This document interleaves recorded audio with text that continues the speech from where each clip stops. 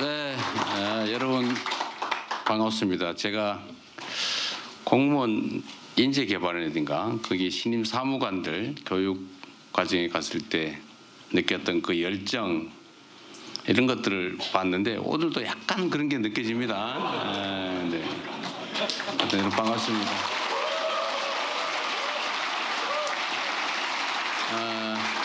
하여튼 우리가 함께하기 어려운 상황에 정말 어려운 모임을 했습니다. 먼저 어제 밤까지 오늘 새벽까지 한미 무역협정 타결을 위해서 애쓰신 우리 장관님들, 총리님 할 것 없이 우리 일선 부서의 여러분들도 고생 많이 하셨습니다. 노심초사하고 정말 어려운 환경이죠. 저도 참 좀 뭐라 그럴까 이게 참 이 나라의 국력을 키워야 되겠다 그런 생각이 들었습니다. 하여튼 그 어려움 속에서도 뭐 만족할 정도는 아니지만 그래도 상당한 성과를 이뤄낸 여러분들의 노고에 진심으로 감사드립니다. 우리 동료들을 위해서 박수 한번 부탁드립니다.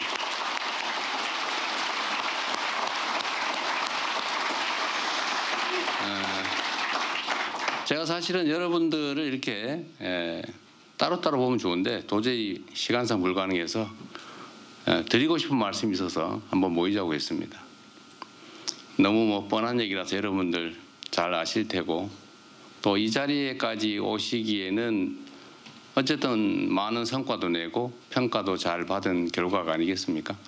그게 국민으로부터 평가받은 것이든 인사권자로부터 평가받은 것이든 여하튼 다른 사람보다는 훨씬 높은 평가를 받아서 이 자리에 계시기 때문에 제가 지금부터 드리는 말씀이 그렇게 뭐 가슴에 와닿지 않을 수도 있긴 합니다. 그러나 우리가 앞으로 5년 동안 이제 4년 10개월 남았군요.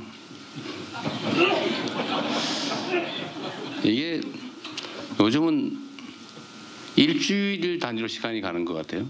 제가 당대표 할 때도 그런 느낌을 받을 때가 있었는데 지금도 거의 비슷하긴 합니다. 그러고 보면 또 그렇게 많이 지난 것 같지는 않고 또 길게 보면 짧은 시간 같기도 하고 그래서 시간은 제한되어 있지만 일을 2배로 하면 시간이 2배로 늘어간다는 것과 같다 그런 생각을 하기로 했습니다. 주변에서 걱정하시는 것처럼 여러분도 참 좋은 대통령이긴 한데 아주 악질적 상사일 가능성이 많다. 걱정된다. 이런 얘기들도 꽤 제가 많이 듣고 있긴 합니다. 여러분께서도 국민에게는 칭찬받되 부하들한테는 원망은 듣지 않는 선에서 악질적이지는 않은 범위 내에서 최대한 좀 많은 성과를 내주시길 진심으로 부탁드립니다. 그냥 생각나는 대로 몇 가지 말씀을 좀 드리려고 합니다. 우리가 가끔 착각하는 게 있어요. 실제로 그런 착각이 몇몇 소수에게는 아주 일상적이기도 합니다. 그리고 그게 엄청난 사고를 불러오기도 하죠. 그게 어떤 거냐면 내가 가진 권력 또는 권한이라고 하는 게 내 거다 이렇게 생각하는 거예요. 그리고 내가 행사하는 권한의 수혜자 또는 수요자, 뭐 수급자라고 하는 게 맞을지 모르겠어요. 그게 마치 내가 위에 있고 내가 내려주는 시혜를 베푸는 것 같은 그런 느낌을 가지는 경우가 종종 있어요. 근데 실제로 그렇게 될 가능성이 많습니다. 맨날 이렇게 주는 행동을 하다 보니까 내 것 같죠. 받는 쪽에서도 보면 주는 숨겨져 있는 잘 보이지 않는 지급의 주체보다는 지금 주는 손, 눈에 보이는 손이 귀하게 느껴지죠. 그러다 보니까 서로 그런 생각을 하게 됩니다. 아, 내가 높은 사람이구나. 내가 저들과는 좀 다른 사람이구나. 일종의 특권의식, 어쩌면 나쁘게 얘기하면 지배자적 사고 그런 것들을 하게 되죠. 내가 통치하고 있다. 지배하고 있다. 이런 생각을 하게 됩니다. 그게 저는 정말로 근본적으로 심각한 문제를 불러온다고 생각해요. 우리는 우리 국민들이 합의한 게 있죠. 이 나라의 주인은 국민이고 모든 권력은 국민으로부터 나오고 우리가 쓰는 모든 예산 그건 국민들이 낸 세금이죠. 우리 국민들이 일상에서 정말 치열하게 어쩌면 목숨까지 바쳐가면서 열심히 일해가지고 어떤 수익 중에 일부를 원든 원치 않든 강제로 떼서 만든 재원 아닙니까? 그리고 그 모든 예산과 권한은 오로지 그 주체 국민을 위해서 쓰라고 그리고 헌법에도 써놓고 법에도 써놓고 온갖 지침 방침 지시사항에 다 써놨는데도 실제로 그러냐 보면 그렇지 않은 경우들이 꽤 있죠. 그게 어느 순간에는 이게 내 거니까 뭐 내 마음대로 이런 생각을 하게 되면 권한을 남용하거나 예산을 낭비하거나 아니면 좀 더 한 발짝 나가면 부정부패를 하게 되거나 이렇게 되죠. 그게 이제 공동체 대한민국 국가에게도 큰 손실을 주겠지만 사실은 제 경험으로 보면 그거 잘 은폐가 안 됩니다. 그 소문이 다 나요. 저도 이제 한 십몇 년 이렇게 공직 권한을 행사하는 직에 있다 보니까 제가 지휘하는 사람들의 심리라고 하는 걸 조금은 이해하게 됐는데 그런 것 같더라고요. 이게 야 이거 비밀이야. 절대로 남한테 얘기하면 안 돼. 부인도 모르게 해야 돼. 라는 꼬리를 붙여가지고 눈이 다 퍼져 있어요.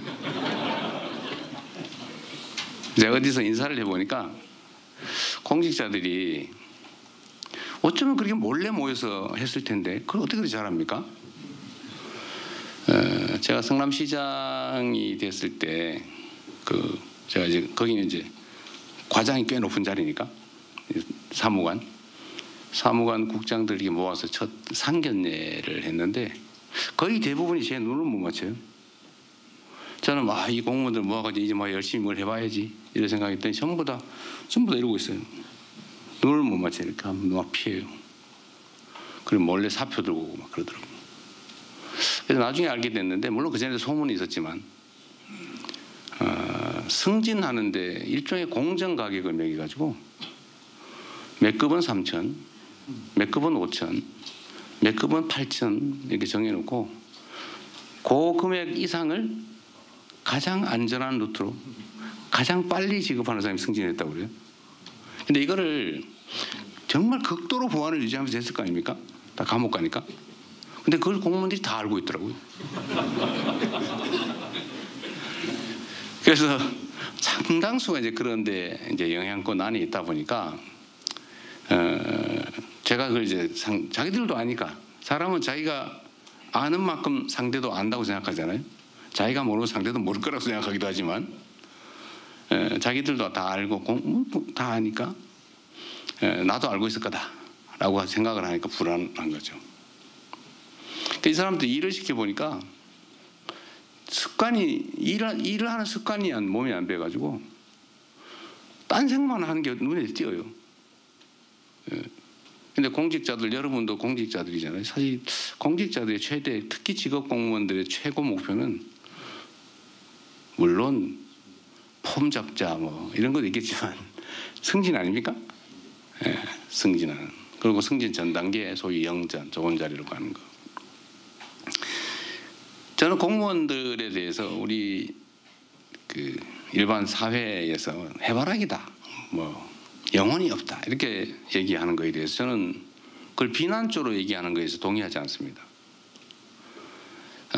직업 공무원들의 영혼은 국민의 주권 의지이지 자기 생각이어서는 안 되는 거예요. 여러분도 그렇게 훈련 받았잖아요. 교육 받았고 그게 의무죠. 직업 공무원이 자기의 주체적 의지를 가지고 대통령이 누가 되든지 국민이 어떤 선택하든 관계없이 내 마음대로 하겠다. 그렇게 하면 안 되죠. 그래서 원래는 그 의지, 사고를 채워주는 것은 국민의 뜻이어야 됩니다. 국민의 의지. 그런데 여하튼 공무직자들은 국민들이 선택한, 예를 들면 첫 번째로는 대통령, 두 번째로는 뭐 여러 가지죠. 거기서부터 위임받은, 또 그다음 재위임받은, 재위임받은, 갈수록 한 칸씩 멀어지지 않습니까? 그 가까울수록 정당성이 높죠. 가까울수록. 거기에 따라야 되는 거예요. 국민이 뜻이 동쪽에 있으면 동쪽으로 당연히 바라봐야죠. 그게 서쪽으로 옮기면 당연히 서쪽을 바라봐야죠. 그걸 해바라기라고 영혼이 없다고 비난할 게 아니라 그건 당연한 것이다. 그런데 공직자들이 그러면서도 자기 이해라고 하는 게 없을 수 없잖아요. 최대의 목표. 뭐 물론 그 중에 가끔씩 나 돈 벌어야지 이런 사람이 있는데 그거 오래 못 가죠. 그거 오래 못 갑니다. 패가망신 가능성이 매우 높죠. 그런 사람은 오래 못 가요 실제로. 근데 공직자들은 자기 목표라고 하는 게 분명히 있기 때문에 그 목표에 부합하는 데를 찾게 마련이죠. 결국은 저기 인사권자 또는 그걸 평가하는 상사, 이 사람이 술을 좋아하는구나. 같이 술 먹는 걸. 그럼 어떻게든 술을 사주려고 그러죠. 저 사람이 돈을 좋아하는구나. 그러면 부담스럽지만 할 수 없죠. 저 사람이 성과를 내는 걸 좋아하는구나 라고 확신이 들면 성과를 내기 위해서 최선을 다하죠. 근데 이게 꼭 그렇게 말하지 않아도 사실은 동물도 말이에요. 착 지나가다 사람을 보고 저 사람이 나를 좋아하나 싫어하나를 알지 않습니까? 싫어하는 사람 같으면 막 왈왈 짖고, 무서운 사람 같으면 깨갱하고. 근데 사람은 어떻게 했어요? 사람은 여러분도 딱 첫 번째 딱 보면 저 사람이 날 좋아하는 건 싫어하는 걸 대충 알잖아요. 저 사람이 무슨 생각을 하고 있는지를 일상적으로 접하는데 모를 리가 없습니다. 이 사람은 이걸 좋아하는구나. 그러면 거기다 쫙 맞춰서, 물론 시간 속도는 좀 차이가 있어요. 변하는 속도. 제가 제 경험으로는 성남시 공무원들이 바뀐 데 한 2년쯤 걸리는 것 같더라고요. 안 믿어요. 제가 예를 들면 인사를 우리는 이런 기준에 의해서 한다라고 공표를 하지만 저 그냥 듣기적으로 하는 소리지 저 사람이 진짜 뭘 좋아하나 안 믿죠. 근데 그게 인사를 한 서너 번 하니까 방향이 쫙 잡혀서 한 2년 지나니까 진짜 성과가 나더라고요. 정말 열심히. 그래서 성남시 공무원들이 너무 열심히 일하니까 남들이 의심하기 시작했어요. 어딘가에 성남시에 이익이 하기 위해서 공익적으로 너무 열심히 하니까 저거 분명히 시장이 사적인 목적이 있어 시킨 거지 공무원이 저렇게 열심히 일할 리가 없다. 그래서 제3자 뇌물로 저거 분명히 시장이 시켰을 거다. 저거 안 시켰는데 공무원들이 왜 저런 짓을 하겠냐. 그 확신을 가지고 있어요. 근데 그 공무원들은 진짜 자기들 열심히 했거든요. 법률의 범위 내에서. 어쨌든 그렇게 변하더라. 저는 이게 조직이 크든 작든 똑같다고 생각해요. 그래서 저는 저의 인사권자는 국민이죠. 물론 한 번밖에 기회가 없으니까.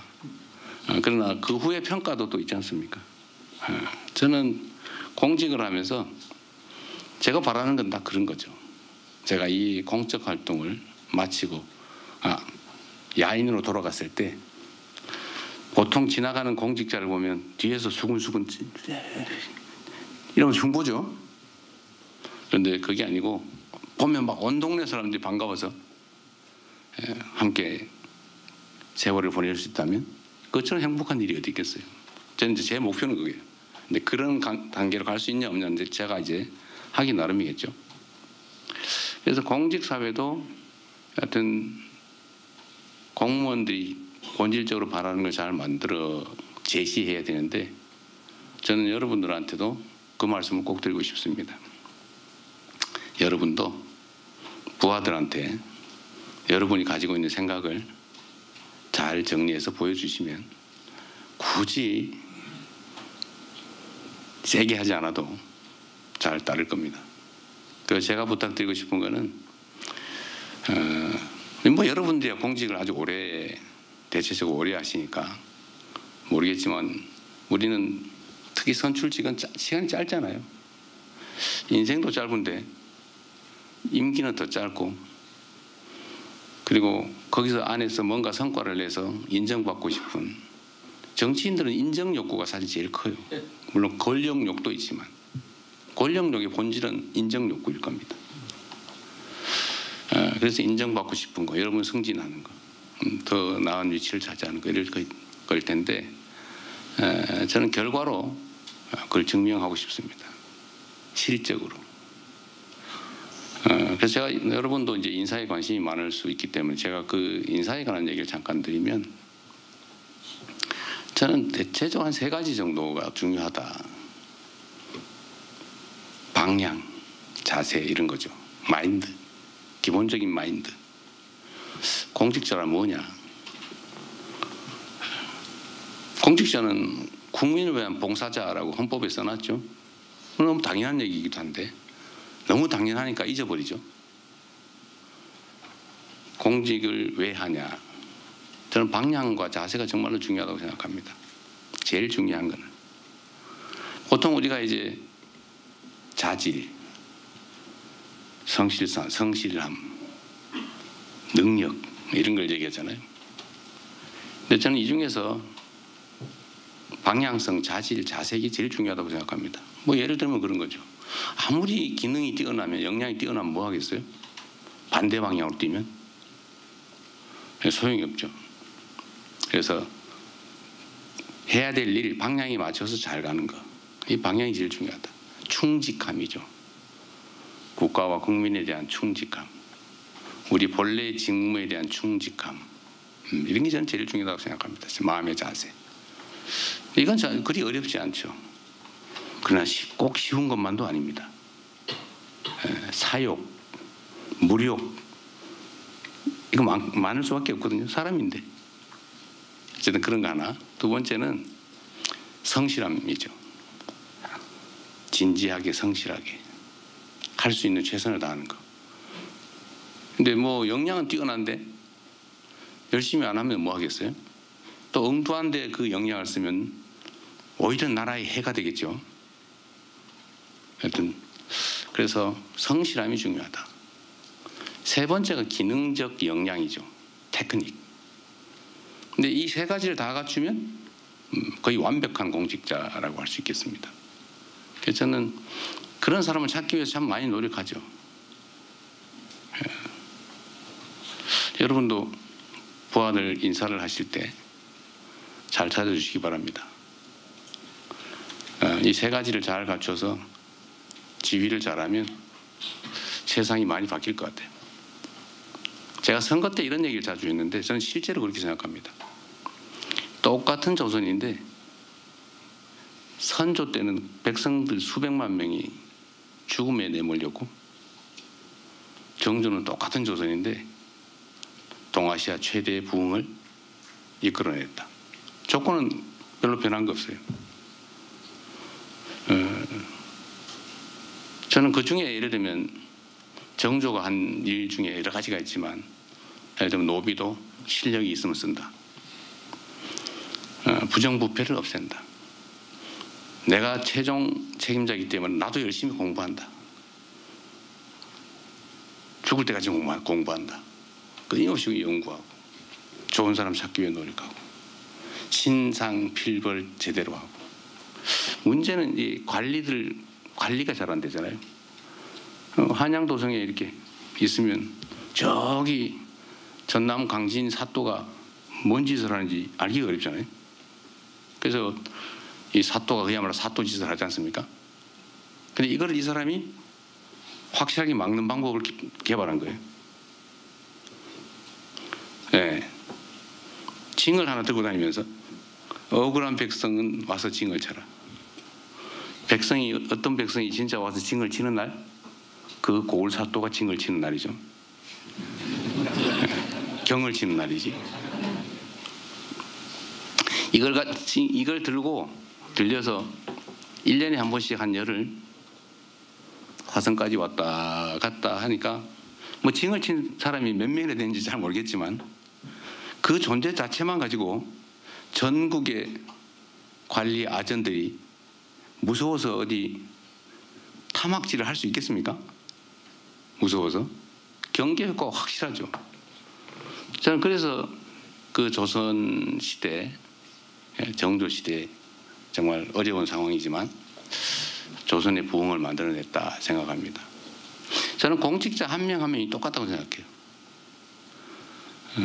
공직 또는 정치 영역에 우리 정치인들 여기 몇 분 계신데, 이 정치인이나 공직자랑 비슷한데 하자면 일이 끝이 없고 안 하자면은 거의 안 해도 됩니다.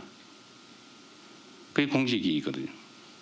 정말 하자면 끝이 없어요. 아마 여러분 죽을 때까지 해도 다 못 끝낼걸요. 아마 민원이 전국으로 따지면 한 2, 3천만 건 되지 않을까 싶은데 그거 하나씩 다 해결하려도 보통 일이 아니죠.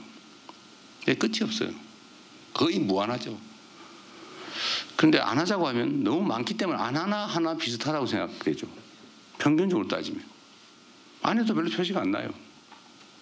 누구나 따라 쇼나 좀 하고 힘센 사람한테 좀 이렇게 선 좀 떼놓고 어디 영향력 있는 데서 좀 홍보 좀 잘하고 하면 뭐 별로 차이가 없죠. 그런데 하느냐 안 하냐에 따라서 끝없는 일을 한번 열심히 한번 해치워 보겠다고 하는 공직자가 있는 조직하고 어차피 하나 안 하나 똑같은데 뭐 술이나 한잔하고 친구나 사귀면서 즐겁게 인생 한번 살아보자, 누려보자, 놀아보자 이렇게 한 경우 세상은 정조 때 조선과 선조 때 조선처럼 정말 천양지차가 되죠. 저는 지금 현재 대한민국도 다르지 않다고 생각합니다. 기업들도 보면요, 똑같은 조건에서 똑같은 상품을 똑같은 인력을 가지고 똑같은 조건에서 시작을 하는데 어딘가는 글로벌 기업으로 성장을 하고 어딘가는 망해버리죠. 동네 조그마한 구멍가게도 똑같아요. 동네 조그마한 구멍가게를 해도 결국은 그 경영하는 주인의 마인드, 그냥 지나갈 때 걸레 들고 하나씩 닦아 이런 사람하고 시간만 나면 놀러 가는 사람하고 흥망이 결정이 되죠. 처음엔 차이 별로 안 나요. 미세한 차이죠. 더하기를 해나가는 사람이냐 빼기를 해가는 사람이냐, 이게 결국 시간이 지나면 축적이 돼가지고 흥하거나 망하거나 둘 중에 하나로 아주 극단적으로 갈라지지 않습니까? 여러분들도 우리 국민들이 볼 때는 엄청난 고관 대작에 해당되지 않습니까? 아니에요? 아닌 척 하시는데 우리 국민들이나 보통 사람들이 보면 그래요. 엄청나게 높은 사람이고 엄청나게 막강한 영향력을 가진 정말 쳐다보기도 쉽지 않은 대단한 사람들이죠. 대단한 사람 맞아요. 여러분들 손에 누군가의 목숨이 달려있는 경우가 많습니다. 여러분들이 이렇게 하냐 저렇게 하냐, 여러분들은 책상에서 고민하다가 보고서 올라오고 보고다 에이 이렇게 그냥 해버릴 수도 있지만 이 하나의 결정에 수없이 많은 사람들의 인생이 걸려있고 어떤 사람들은 사업에 흥망이 걸려있고 어떤 사람은 가족들 또는 본인의 목숨이 걸려 있습니다. 우리가 민원이라고 하는 것을 참 수없이 많이 접하게 되는데 이제 하다 보면 내성이 생기죠. 근데 자리가 높아지고 고위직이 되면 될수록 더 많은 영향력을 가지지만 더 많은 사람을 접하게 되고 더 무감각해질 가능성이 높죠. 그런데 여러분들의 결정 또는 공직자는 누구도 말단도 마찬가지입니다. 저도 마찬가지. 저는 매우 두려운 생각을 가지고 예를 들면 판단을 하거나 보고를 받거나 합니다. 내 이 판단과 결정으로 얼마나 많은 사람이 어떤 영향을 받게 될까? 누군가가 내 이 결정으로 죽을 사람이 살아날 수도 있고 살 수도 있는 사람이 죽지 않을까? 제가 노동부 장관과 우리 강요 여러분들을 불러서 공개적으로 방송을 켜놓고 어떻게 사람이 이렇게 일하다 죽을 수 있냐라고 한마디씩 하면 누군가는 조금은 조심할 거고 누군가는 야 이러다 처벌받는 거 아니야? 라는 사람도 있을 거고 어떤 사람은 야 돈 벌자고 우리가 이러면 되나? 남의 가정을 파괴하면 되겠나? 라고 생각해서 개과천선하는 사람도 있을 수 있고 하여튼 선한 변화가 있겠죠. 그러면 1년에 6, 700명씩 죽어가는 사람들 그 사람들이 5, 600명으로 줄어들면 한 100명 정도는 목숨을 건지는 겁니다. 말 한마디에 행동 하나에 이거보다 훨씬 더 큰 것도 많죠. 예를 들면 한미 통상 협상 제가 머리 빠진 이빨이 흔들려가지고 사실은 내가 말을 안 해서 그렇지 내가 가만히 있으니까 진짜 가만히 있는 가만히인 줄 알고 말이에요. 말을 하면 악영향을 주니까 말을 안 한 거예요. 그러나 말 안 하는 와중에 오리가 물살에 떠내려가지 않기 위해서 우아한 자태로 있지만 물 밑에서는 얼마나 생 난립니까? 우리 가까이 있는 참모분들은 알지요. 우리가 얼마나 노심초사하면서 정말 어떤 행동을 하고 있는지. 하여튼 그것도 좁게 보면 우리 기업들의 해외 시장에 관한 얘기이기도 하지만 사실은 대한민국 국민들의 부담일 수도 있고요. 어쨌든 그 결정 하나하나가 엄청난 영향을 미친다. 저는 지금 이 상황 대한민국이 저는 흥망의 기로에 서 있지 않나 하는 생각을 할 때가 가끔씩 있습니다. 계속 플러스 성장 발전의 길을 갈 거냐. 물론 그 각도는 많이 떨어지고 있죠. 아니면 아예 퇴행 그 길을 갈 거냐. 이 그래프가 상향할지 하향으로 전환해버릴지 저는 그 분기점에 있다는 생각이 듭니다. 여러분도 매우 그 중요한 변곡점에 저와 함께 서 계신 거죠. 여러분들 손에 대한민국의 운명이 크게 보면 대한민국의 역사가 달려있고 작게 좁게 보면 누군가의 목숨이 달려있다. 저는 극단적인 선택을 결심해 본 적도 있어서 그 사람들의 입장이나 이런 걸 조금은 이해해요. 가족을 끌어안고 죽어가는 그 결정을 하는 그 사람들 마음이 어떻겠습니까? 지금 이 순간도 그런 사람 많죠. OECD 국가 중에서 가장 많은 사람들이 스스로 극단적 선택을 하잖아요. 대한민국이 1년에 15,000명씩 한 개 도시가 사라지고 있어요. 매년 15,000명이면 웬만한 군 규모가 되거든요. 1년에 작은 군 규모 하나씩 사라지고 있습니다. 그런데 일본이 얼마 전에 자살률을 떨어뜨리기 위해서 정부 차원의 종합적인 대책을 해서 노력을 했더니 절반으로 떨어졌다고 해요. 자살률이. 우리도 사실 그런 걸 할 수 있죠. 바쁘고 힘들긴 하지만 우리의 노력에 따라서 지금 15,000명을 절반으로 줄이면 7,000명이 목숨을 건지는 거죠. 그게 다 우리 손에 달려있다. 그런 생각이 듭니다. 그래서 여러분들은 우리 공직자는 저는 작은 신의 역할을 하는 사람들이라고 생각해요. 신이 뭡니까? 사람이 못하는 신의 유일한 능력은 저는 제일 큰 능력은 생명을 창조하고 거둔다는 거 아닌가요?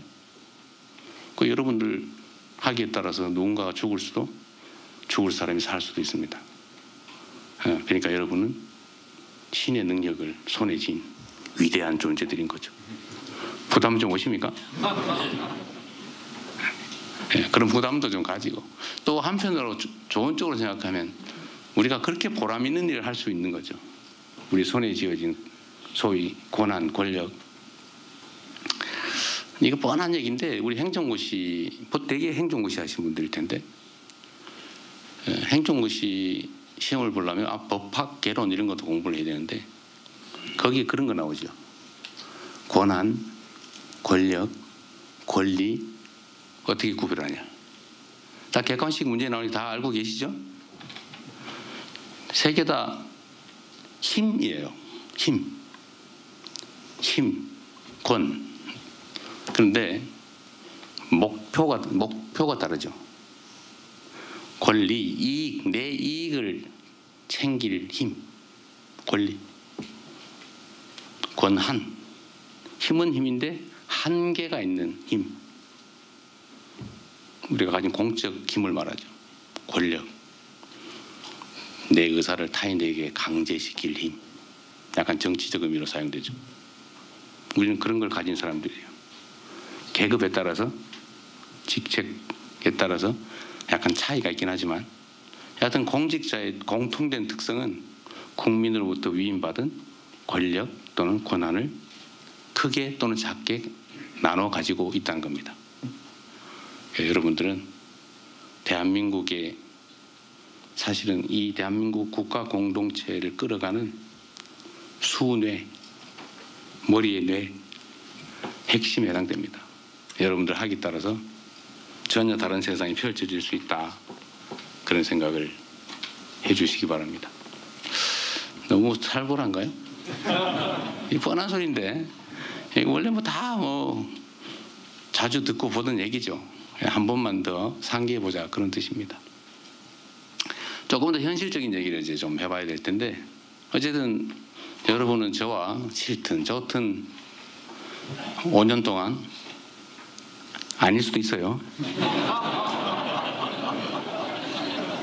하여튼 잠정적으로 5년 동안 대한민국 국정을 함께 책임져야 될 사람들입니다. 우리도 하나의 조직 구성원들이죠. 저는 그러려고 합니다. 시스템을 최대한 존중하자. 우리는 목표는 물론 이 모든 기준은 국민의 주권 의지예요. 근데 그게 뭐냐 잘 모르죠. 사람마다 다 다르니까. 더 나은 나라, 더 나은 세상이죠. 국민들의 더 나은 삶. 지금보다는 더 나은. 하여튼 그 목표를 수행하기 위해서 우리에게 주어진 권력, 예산을 제대로 효율적으로 잘 집행한다. 이게 제가 가진 목표예요. 그리고 지금 이런 평가 저런 평가도 중요한데 그보다 더 중요한 것은 마지막 결론이죠.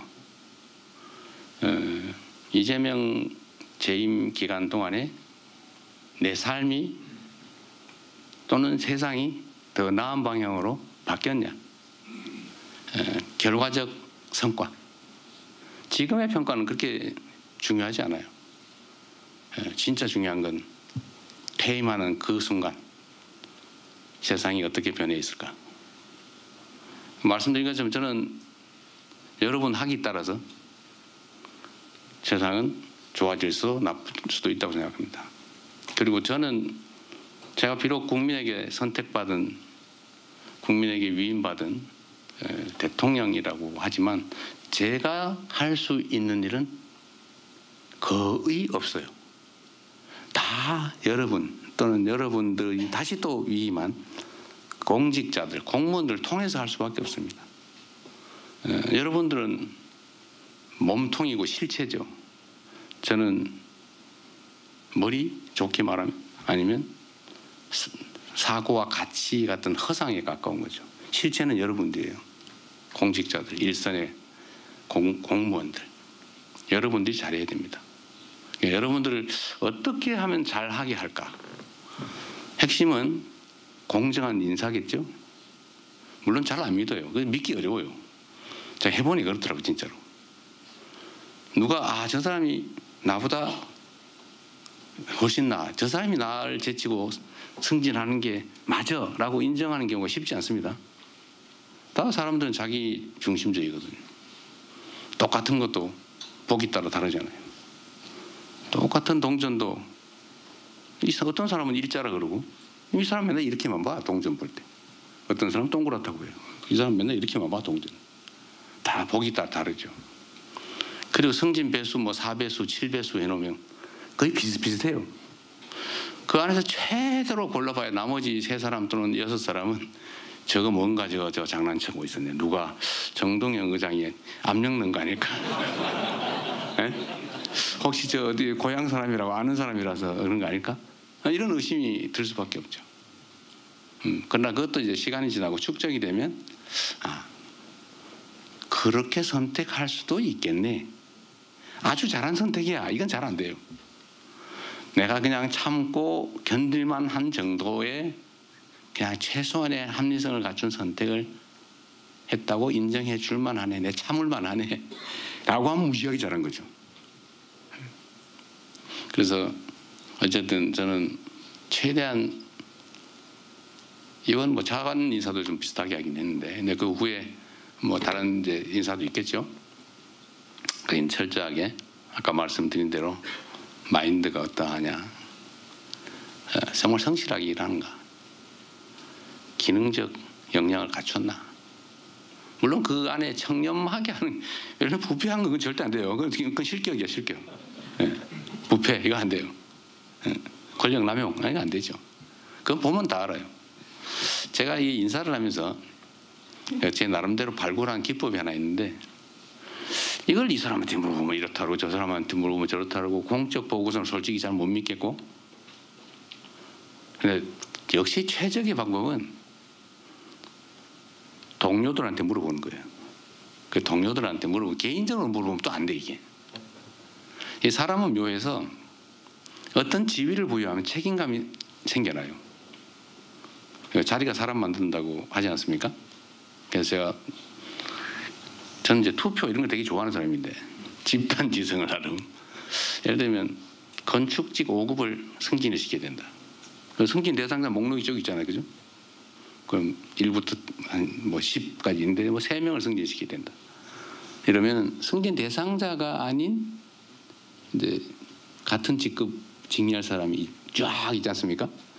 승진 대상자 아닌 대상자 빼고 아닌 사람들한테 무기명 투표를 시켜가지고 최다 득표 2명 또는 3명을 뽑은 다음에 그 사람들한테 종이를 나눠주고 몰래 제가 시장실 도지사실이 있을 때 따로 한 명씩 불러가지고 여기다가 당신이 승진시키고 싶은 사람 1번부터 1.5배까지 번호를 매겨라.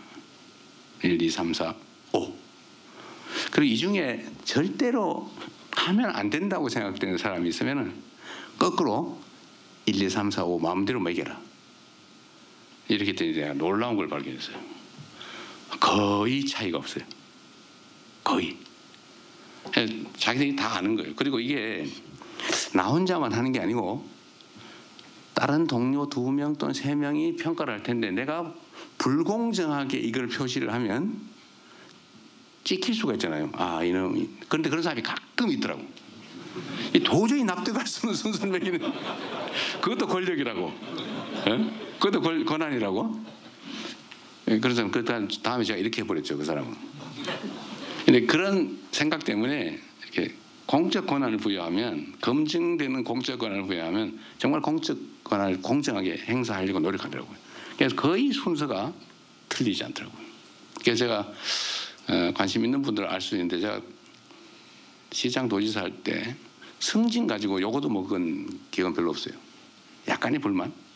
근데 뭐 해먹었다든지 뭐 어떻게 했다든지 이런 얘기 거의 안 들었어요. 왜냐하면 그 투표로 선출된 의견 제출자 그룹들이 보니까 자기들이 말한 대로 거의 됐거든요.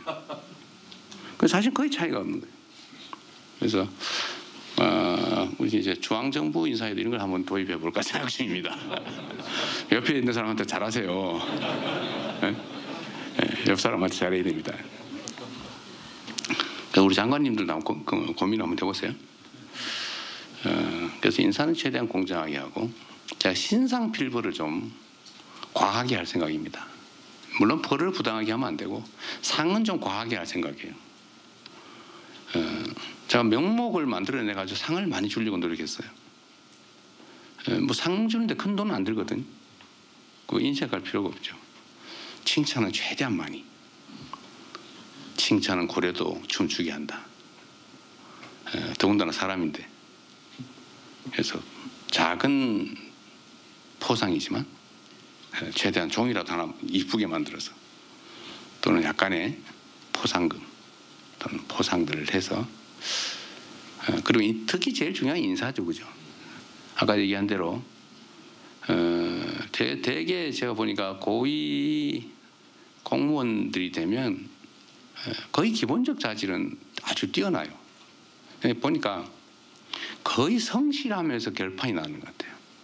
예를 들면 야 내가 막 뭘 해봐야지 뭐 이런 생각 가진 사람하고 시키는 건 무난하게 잘 떼어봐야지 이거하고 차이가 엄청나게 나는 거죠 나중에는. 그리고 능동적으로 적극적으로 자발적으로 이렇게 행동하는 사람하고 반대로 소극적으로 정해진 것만 무리 없이 이렇게 생각하는 사람이 성과를 내는 데서는 진짜 큰 차이가 있습니다. 작은 아이디어. 특히 제가 며칠 전에 장관 국무회의에서도 그 얘기했지만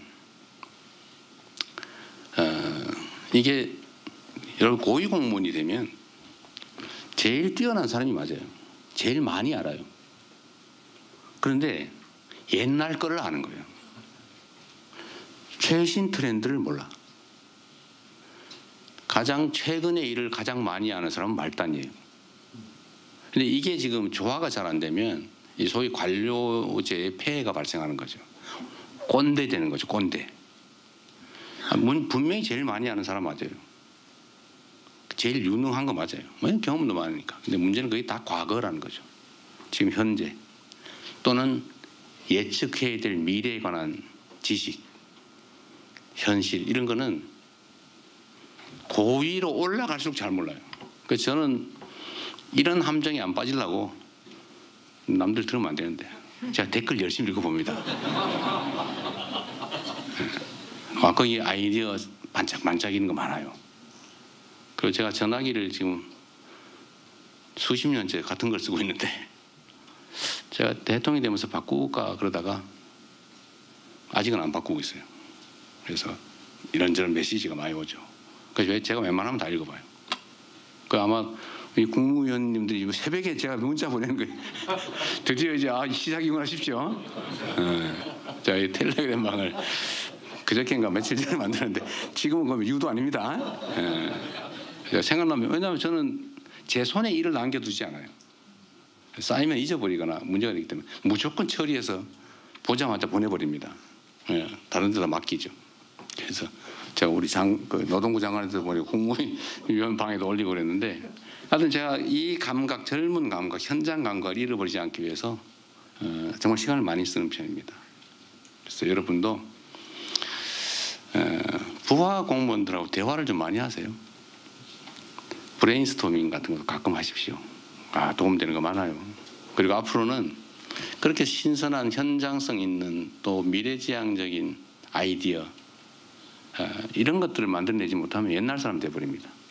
그리고 세상은 너무 빨리 변해요. 지금은 정말 급변하는 세상이 됐는데 그 옛날 생각하고 그 옛날의 관념, 지식, 경험만 가지고 견디면 그냥 옛날 사람 돼버리죠.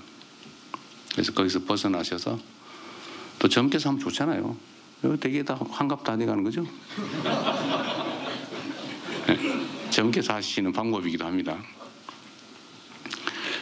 그래서 대화도 많이 하시고 브레인스토밍도 하시고 소통도 많이 하시고 그리고 가급적이면 조직을 기본적인 권위를 잃지는 말고 지휘 체계는 잘 유지하되 정서는 수평적으로 하면 가급적이면 그래야 대화 말을 해요. 제가 공무원 사회의 특성을 봤는데 말 안 하기 대회 하는 것 같더라고요.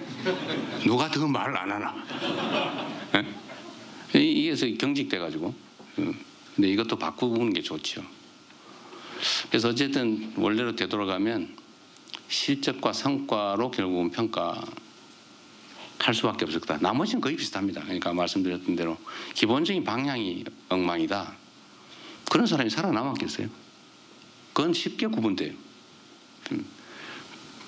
기본적으로 불성실하다. 그것도 아주 쉽게 구분됩니다. 나머지 그럼 역량 이런 건데 결국은 이제 끊임없이 자기 역량을 키워야죠. 그 역량의 핵심은 어쨌든 미래를 내다보는 거다. 예정된 시간이 지나고 있는 것 같아요, 그죠? 맞습니다. 한참 지나고. 아니 뭐 지겹지만 않으면 좀 더 해도 괜찮은데. 내 분명히 다음에 발표할 거 지겨울 거거든.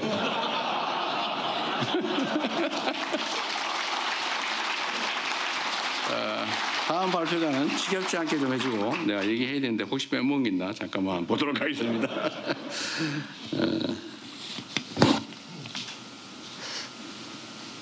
그리고 이건 하나 얘기를 좀 해야 되겠어요.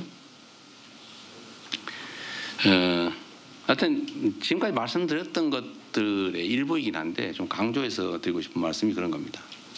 그러니까 지배자, 내가 주는 사람이야, 내가 주야. 이거는 일부러 그렇게 생각하는 건 아니지만 그렇게 될 가능성이 매우 농후해요. 뭐 원래 그러니까. 그래서 거기서 행정 편의주의라고 하는 게 생겨나죠. 상대 입장보다는 행정을 더 안정적으로 편하게. 그래서 얼마 전에 나온 예를 들면 이게 이제 수요자가 안 돼 보면 그 마음을 잘 몰라요. 근데 행정은 수요자 입장에서 생각하고 정책도 만들고 집행하고 이러면 진짜 칭찬받습니다. 근데 안 돼요, 잘. 귀찮거든. 일단 시간도 많이 걸리고 에너지도 많이 소모되고 그리고 이제 대접받는 자리 권력이 있으면 대접을 받게 돼 있어요. 뭐 인정 안 할 수가 없잖아요. 대접받는 자리에 오래 있다 보면 자꾸 고개가 올라가고 허리가 뒤로 이렇게 넘어가죠. 악수할 때도 앞으로 가기보단 뒤로 넘어가는 이상하게 그런 사람도 있어요. 악수할 때는 꼭 뒤로 넘어가. 정치인 중에 그런 사람이 있어요. 특히 일당 독재 지역에 그런 사람이 꽤 있습니다. 근데 불가피한 측면이 있는데 근데 끊임없이 노력해야죠. 근데 이 수요자 받는 쪽 입장에서 보면 이 기본적으로 이제 의뢰 관계 있지 않습니까? 낮은. 그러니까 똑같이 해도 서러워요. 섭섭하고 억울하고. 친구들하고 여러분도 그런 경험하셨을 텐데 어느 날 친구가 나를 대하는 태도가 달라요. 그건 나보다도 더 출세한 사람들을 볼 때 느낌 또는 내가 더 출세했을 때 느낌 거의 비슷합니다. 그래서 원래는 내가 난 평소하고 똑같이 행동하는데 왜 상대가 저렇게 느끼지? 라는 생각이 들 때가 있을 거예요. 그리고 왜 그런지도 이제는 알겠죠. 여러분도 뭐 먹을 만큼 나이 드셨으니까. 이유는 그렇죠. 똑같이 행동을 하면 내가 평소엔 같은 평지에 서 있었는데 내가 어느 날 보니까 한 계단 더 올라가 있는 거예요. 그런데 거기서 똑같은 각도로 인사를 하면 상대는 고개가 빳빳하네, 고개 안 숙이네 이렇게 느껴지거든요. 그래서 의도적으로 한 계단 올라간 만큼 한 계단 더 숙여줘야 비로소 균형이 맞습니다. 근데 이거 잘 안 돼요. 그거 잘 노력해야 됩니다. 그래서 목표는 익을수록 고개를 숙인다는 말도 있지만 잘 느낌이 안 오죠. 근데 수혜자 입장에서 보면 내가 국가로부터 지금은 그런 게 있어요. 내가 국가로부터 어떤 지원을 받는다. 그거 원래 당연한 건데 내가 또 세금 내고 내가 아무리 직장이 없어도 내가 사이다 사몽돼서도 세금을 내고 있는데 그리고 국민들은 공동체로 다 똑같이 나라의 주인인데 국가로부터 내가 힘들어 지원받는 건 너무 당연한 권리 아닙니까? 그거 헌법이 써놓은 권리죠. 그런데 세상이 하도 지원받는 건 무슨 범죄처럼 나쁜 사람인 것처럼 부도덕한 것처럼 이렇게 자꾸 끊임없이 얘기를 하다 보니까 자기 지원받는 게 다 눈치가 보이는 거예요. 근데 거기다가 이 사람은 지원받는 사람입니다 라고 뻘겋게 표시를 해가지고 하면 그 사람이 얼마나 상처받겠어요? 이걸 낙인이라고 그러죠. 그런데 행정을 하는 사람 입장에서는 쉽게 내 편의로 착오가 발생하지 않기 위해서 하면 혼나니까 문제가 생기니까 표시를 막 하죠. 제가 급식 학교 결식아동 급식 카드 있었어요 옛날에. 그게 결식아동 카드라는 게 딱 표시가 돼 있어요. 그거 저 김현지 보좌관이 지적해가지고 고쳤는데 그래? 그래서 제가 똑같이 일반 신용카드하고 똑같이 만들어서 줬죠. 그래서 구별이 안 돼요. 쓰는 사람만 아는 거죠. 너무 좋아요. 인격을 침해당하지 않는. 그러니까 우리는 생각 안 하죠. 뭐 급식카드인데 누가 너 지원받아서 밥 사 먹는 누가 뭐라 그러냐라고 우리는 생각하지만 받는 사람은 엄청난 상처를 입죠. 이 입장을 바꿔 생각해 보지 않았기 때문에 그런 거예요. 모든 행정은 다 그런 요소가 있습니다. 우리는 뭔가를 주는 쪽에 서 있는 사람들이에요. 공급자의 입장. 그런데 이 공급을 실제로는 우리의 것을 주는 게 아니에요. 우리는 우리의 것을 준다고 착각에 빠질 경우가 가끔씩 있는데 그 생각을 진짜 완벽하게 버려야 됩니다. 우리는 우리의 것을 주는 게 아니에요. 그들의 것을 돌려주는 일을 우리가 대신 맡아서 하고 있을 뿐이죠. 그 생각을 절대로 버리지 않았으면 좋겠다.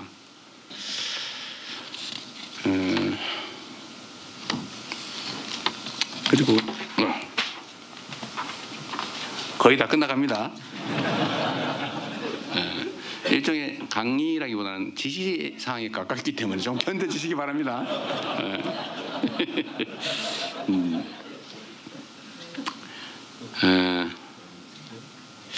이런 게 있어요.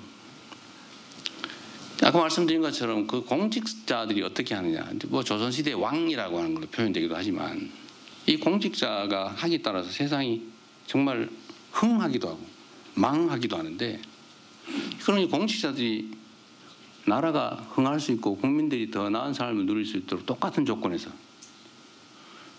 그렇게 하도록 만들어주는 게 최고 지휘자가 할 일이잖아요. 그죠? 저는 여러분들한테 일단 많은 도구를 가지고 있죠. 채찍도 당근도 가지고 있죠. 근데 가능하면 당근을 많이 써서 스스로 자부심 느끼면서 일하고, 내가 나라를 위해서 이런 기여를 했어요. 그러니까 자식들한테도 내가 이 나라를 위해서 이런 결과를 만들어내는 어느 시대의 훌륭한 공직자 그룹의 일원이었어 라고 평가 듣고 여러분도 그렇게 자부심 느끼기를 바랍니다. 그렇게 만들어야죠. 근데 여기에 큰 장애가 하나 있어요. 열심히 일하면 감사를 자꾸 해요.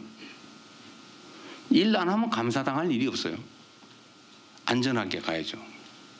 근데 불행하게도 이게 원래부터 있던 공직사회 문제입니다.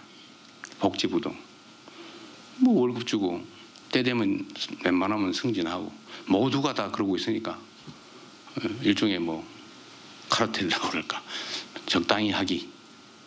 막 열심히 일하는 사람 보면 자식이 저 잘난 척 하려고 제가 괜히 저런다 그러고.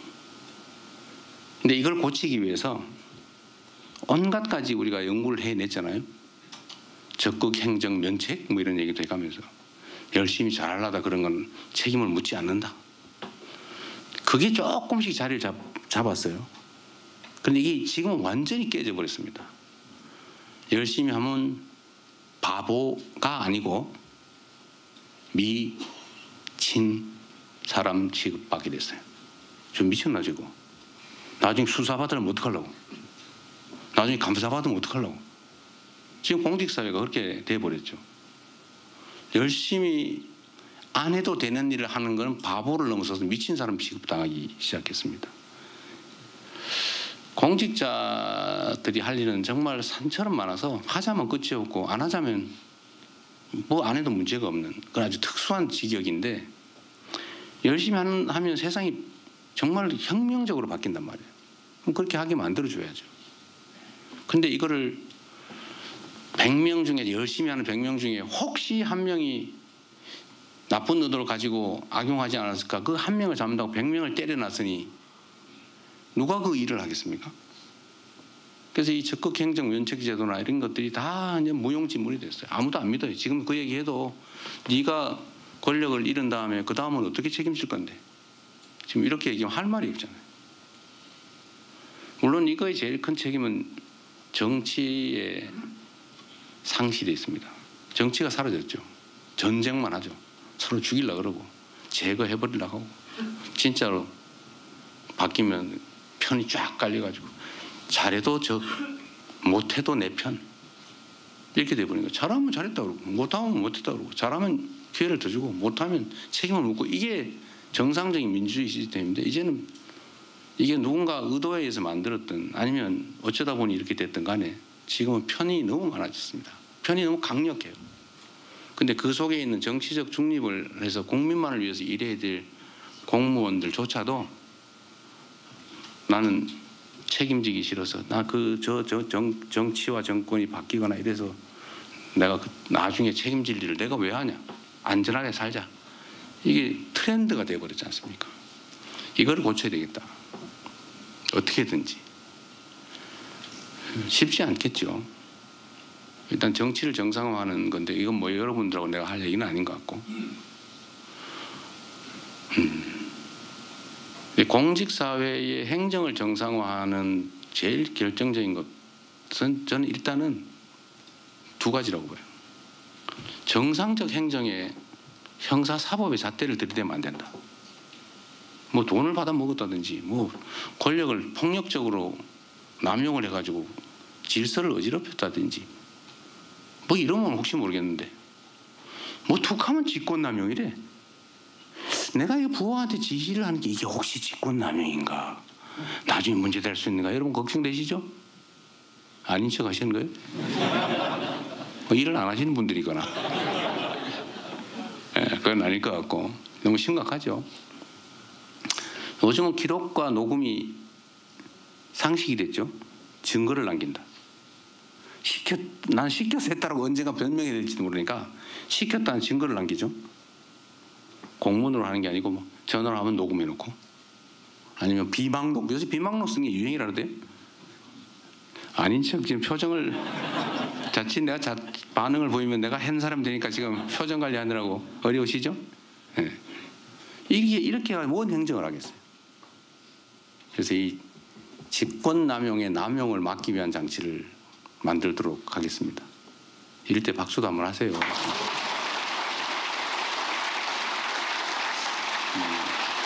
권력을 가지고 아까 말씀드린 권력, 내 의사를 타인에게 강제할 수 있는 힘, 이 권력이 공직자가 가진 힘의 원천인데 조금만 뭐 있으면 권력을 남용했다는데 이 남용의 기준이 뭐예요 도대체?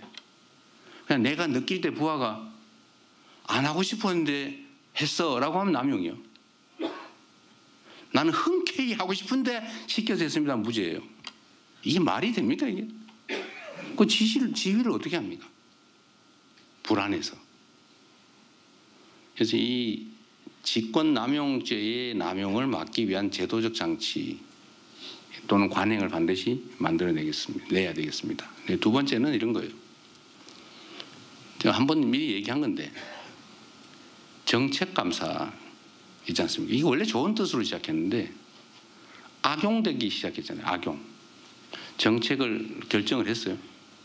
그런데 그 정책이 예를 들면 아주 막 큰 효과를 냈는데도 시간 지난 다음에 나중에 보니까 이것보다 더 좋은 정책이 있었는데 왜 그렇게 했어? 너 배임죄야. 또는 실패를 했다. 너 이렇게 하면 안 할 수 있었는데 왜 그거 해가지고 실패를 해서 손실 입혔어? 이렇게 사후적으로 평가해서 책임을 물으면 인간에게 신의 능력을 요구하는 거 아닙니까? 그거 어떻게 알아요? 나름 최선을 다해서 판단했고 그게 재량권이잖아요. 행정법에서 재량권을 인정하는 이유가 뭐예요? 능동적으로 대응하라고. 상황에 능동적으로 대응하기 위해서 이렇게 할 수도 있고 저렇게 할 수도 있고 그걸 여지를 줘야 되지. 아니면 딱 정해놓고 법원 판결하듯이 그렇게 하면 거기 사회가 움직여지겠습니까? 그래서 원래 재량권을 주는 거예요. 그리고 그 재량권 안에서 정말 아주 명백히 증명되는 고의로 그랬다면 혹시 모르겠는데 나름 최선을 다한 결과로 나중에 보니까 상황이 달랐어요. 아니 상황이 바뀌었어요. 아니면 조금 더 신경을 못 써서 그런 결과가 나왔다 한들 그거를 사후적으로 평가해서 책임을 묻고 징계한다 그러고 직무감찰하고 심지어 수사 의뢰해서 고발해서 재판받으러 다니고 하면 그 일을 어떻게 합니까? 그래서 이 정책감사도 아예 이 악용의 소지가 너무 많기 때문에 폐지를 하는 게 맞겠다. 그래서 여러분들한테도 열심히 일하면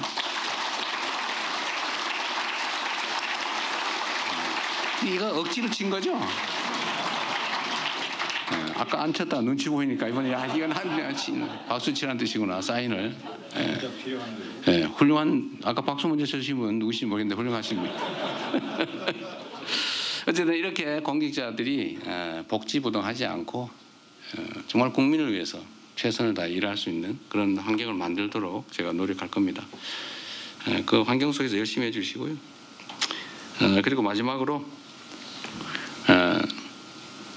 산더미처럼 쌓인 일을 어떻게 처리할까? 이거는 뭐 반드시 그렇게 하라는 건 아니고요. 그냥 하나의 경험으로 알려드리는 거예요.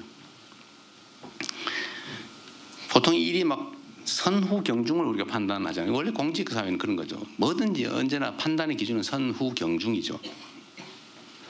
어떤 게 더 먼저냐, 어떤 게 더 중요하냐, 다 해야 될 일인데 이 중에 어떤 거냐, 이게 이제 중요하잖아요.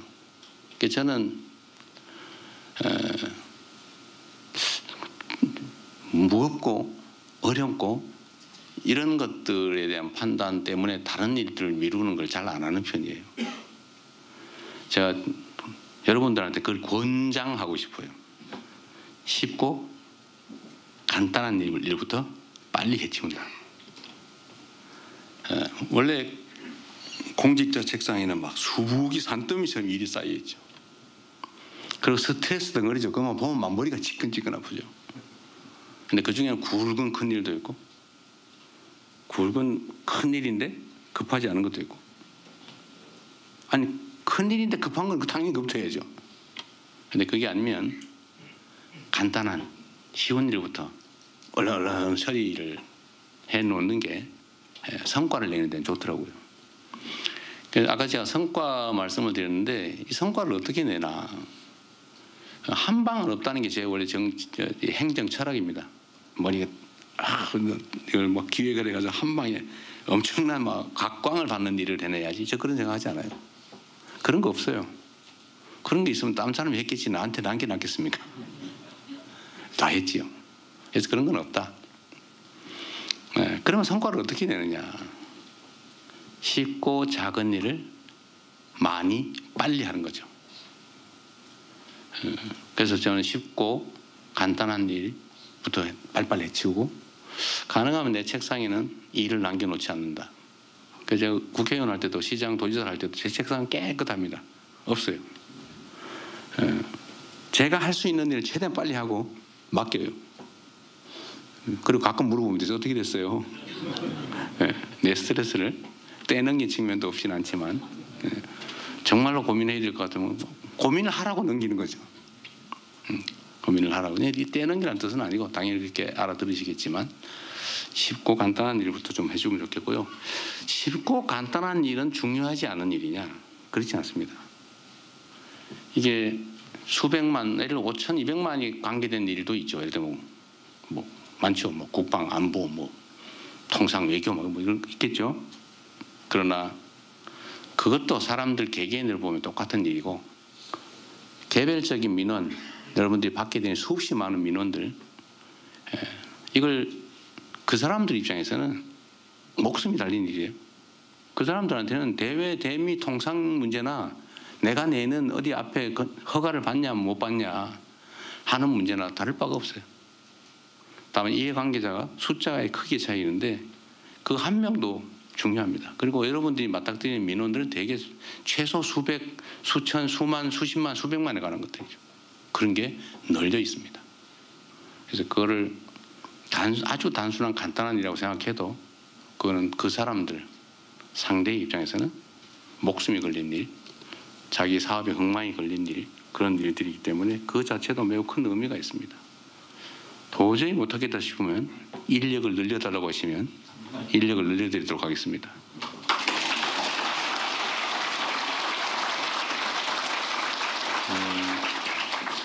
제가 더 하면 민폐 같아서 이것만 해도 엄청 많이 했네요. 하여튼 여러분, 제가 공식적으로 드리고 싶은 말씀은 거의 다 드렸기 때문에 다음에 한번 또 기회를 갖기로 하겠습니다. 정말로 여러분들은 내 직업의 직장 또는 직업일 수도 있지만, 그러나 이거는 개인 사업 또는 사적인 일과는 차원이 다른 대한민국의 운명이 달린 일을 하는 분들이세요. 그래서 여러분이 쓰는 한 시간은 5,200만 시간의 가치가 있다. 여러분, 그래서 귀한 존재들입니다.